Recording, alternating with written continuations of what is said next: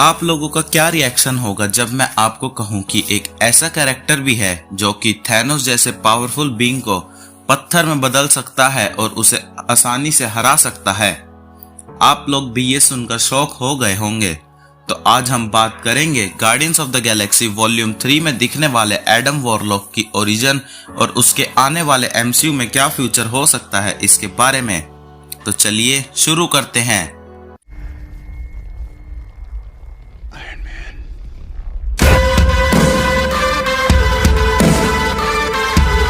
तो Adam warlock Marvel comics में दिखने वाला एक काफी पावरफुल सुपर हीरो है जो कि मार्वल के कॉस्मिक साइड का काफी इंपॉर्टेंट कैरेक्टर रहा है। एडम वॉरलॉक का कॉमिक्स में इन्फिनिटी स्टोन से भी काफी डीप कनेक्शन रहा है जिसके बारे में हम आगे बात करेंगे। तो एडम वॉरलॉक हमें सबसे पहली बार मार्वल कॉमिक्स में 1967 की फैंटास्टिक फोर इशू 66 में देखने को मिला था। तो जैसे कॉमिक्स में हाइड्रा और एम जैसी ऑर्गेनाइजेशन एग्जिस्ट करती हैं, वैसी ही एक बीहाइव नाम की ऑर्गेनाइजेशन ने एडम वॉरलॉक को क्रिएट किया था। तो बीहाइव ने एक दिन सोचा कि वो एक परफेक्ट बीइंग का क्रिएशन करेंगे और उससे उन्होंने एक कुकून के अंदर डेवलप किया और जब ये खुला तो इसमें से आया एक गोल्डन कलर का परफेक्ट बीइंग हिम।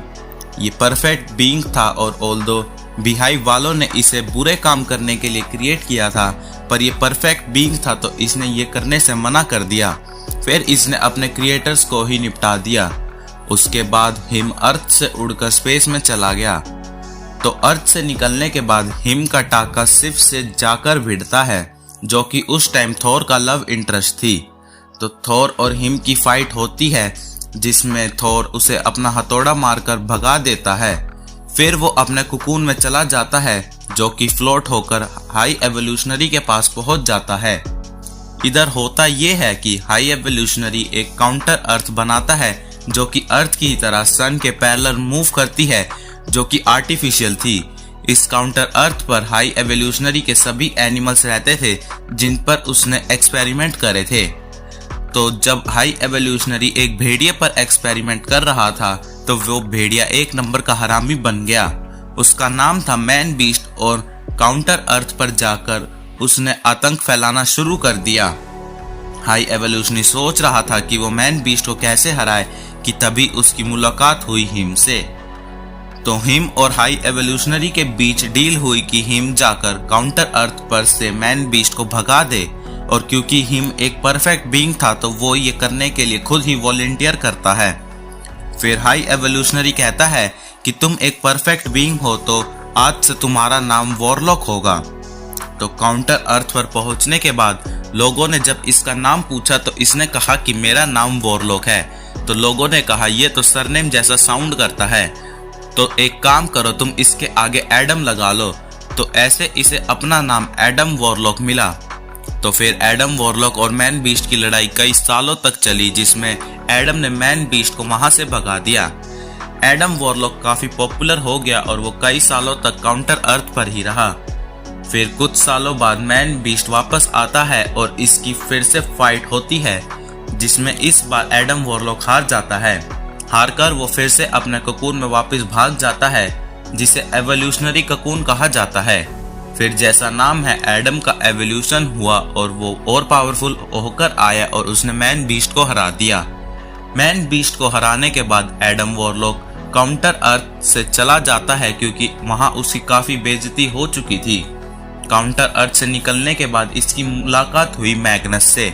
इससे फाइट करने के बाद एक काफी बड़ा ट्विस्ट सामने आया कि मैग्नस एडम वॉरलॉक का ही फ्यूचर वाला वर्जन है जो कि 5-6 हजार साल आगे से एडम वॉरलॉक से लड़ने और दुनिया को टेक ओवर करने आया है।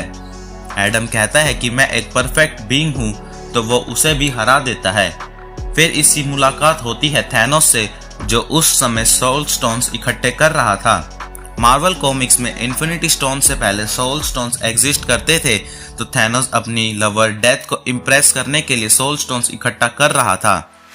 एडम उसके सामने आता है और इन दोनों की फाइट होती है तो थैनोस इसे सोल स्टोन में फंसा देता है।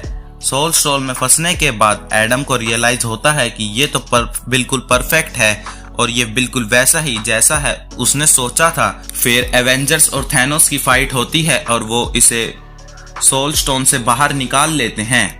जब वो बाहर आता है तो वो थैनोस को पत्थर बना देता है और थैनोस को हराकर सोल स्टोन में वापस चला जाता है। इसके बाद कॉमिक्स में इन्फिनिटी स्टोन्स इंट्रोड्यूस होते हैं तो थैनोस उन्हें इकट्ठा करने लगता है। तब एवेंजर्स कहते हैं कि एडम वॉरलॉक कहाँ है और वो उसे सोल स्टोन से बाहर निकालते हैं। और तब एडम वॉरलॉक इन्फिनिटी गॉन्टलेट को ही पहन लेता है और कहता है कि वो थैनोस को रोकेगा। पर उसे रियलाइज हुआ कि इन्फिनिटी स्टोन की पावर काफी ज्यादा है जो कि उसे करप्ट करने लगी थी। तो वो एक एक इन्फिनिटी स्टोन को अलग करके इन्फिनिटी वॉच नाम की टीम बनाता है जिसमें अलग अलग लोगों को इन्फिनिटी स्टोन्स को गार्ड करने की ड्यूटी दी जाती है। सबसे इंटरेस्टिंग बात इसमें यह थी कि एक इन्फिनिटी स्टोन उसने थैनोस को भी दिया था। तो यही था एडम वॉरलॉक की ओरिजिन स्टोरी का ओवरव्यू। अगर आपने नोटिस किया हो तो एडम वॉरलॉक की जरूरत जब जब पड़ती है जब इन्फिनिटी स्टोन्स का जिक्र होता है। पर सिंस एमसीयू में तो इन्फिनिटी स्टोन्स अब एग्जिस्ट ही नहीं करते हैं तो guardians of the Galaxy volume 3 में एडम वॉरलॉक क्यों ही आ रहा है। अगर guardians of the Galaxy volume 2 के पोस्ट क्रेडिट को देखें तो हमें आइडिया लग चुका है कि एडम वॉरलॉक का कॉमिक्स से ओरिजिन थोड़ा यहाँ पर चेंज किया जाएगा। मूवी में इसे आयशा के गोल्डन लोगो ने क्रिएट किया है जिससे इसका गोल्डन कलर भी होना जस्टिफाई हो जाएगा। और सोल स्टोन नहीं है तो इसके फोरहेड पर आखिर ये क्या लगा हुआ है ये अभी एक मिस्ट्री बना हुआ है। तो इसी के साथ वीडियो को यहाँ पर एंड करते हैं। अगर आपको वीडियो पसंद आई तो इसे लाइक करना और ऐसी ही और अमेजिंग वीडियोस के लिए चैनल को सब्सक्राइब करना मत भूलना।